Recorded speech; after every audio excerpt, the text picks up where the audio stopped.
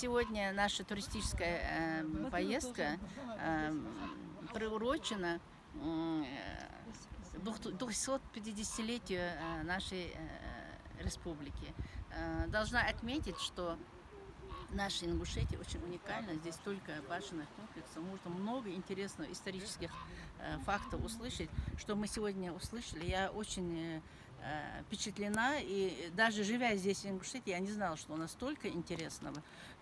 Вот будет очень хорошо, если у нас в Ингушетии будет развит вот этот туристический кластер, который у нас сейчас разработан. И вот проект туризм для людей с ограниченными возможностями, считаю, необходим и очень актуален.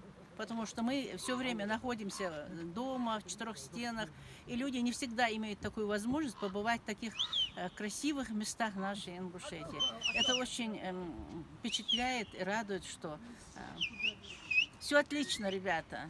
Приезжайте к нам.